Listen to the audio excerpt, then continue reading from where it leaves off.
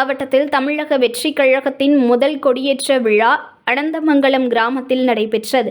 மாவட்ட தலைவர் குட்டி கோபி கொடியை ஏற்றி வைத்து பொதுமக்களுக்கு இனிப்புகள் வழங்கி மரக்கன்றுகள் வழங்கி கொண்டாடப்பட்டது. தமிழக வெற்றிக் கழகத்தின் கொடியை அதன் தலைவர் நடிகர் விஜய் சமீபத்தில் அறிமுகம் செய்து கட்சி கொள்கை பாடல் வெளியிட்டார். அதனைத் தொடர்ந்து பல்வேறு மாவட்டங்களில் தமிழக வெற்றிக் கழக கொடியை நிர்வாகிகள் ஏற்றி வருகின்றனர்.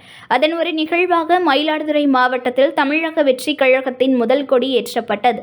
தரங்கம்பாடி தாலுகா அனந்தமங்கலம் கிராமத்தில் ஒன்றிய தலைவர் ராஜா, செயலாளர் வசந்த் தலைமையில் நடைபெற்ற கொடியேற்ற விழாவில் மாவட்ட தலைவர் குட்டி கோபி கலந்து கொண்டு மாவட்டத்தில் தமிழக வெற்றிக் கழகத்தின் முதல் கொடியை ஏற்றி வைத்து உறுதிமொழி ஏற்றார். முன்னதாக ஆக்கூரில் பட்டாசு வெடித்து பொதுமக்களுக்கு இனிப்புகளும் வழங்கினர்.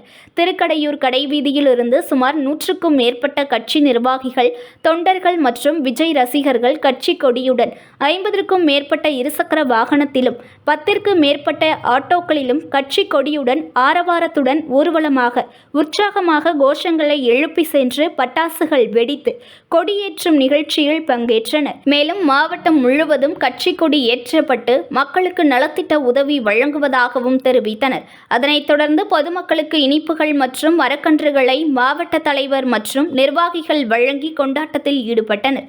இந்நிகழ்ச்சியில் மாவட்ட அணி, ஒன்றியம், பேரூராட்சி பகுதிகளைச் சேர்ந்த பொறுப்பாளர்கள், பெண்கள் திரளாக கலந்து கொண்டனர்.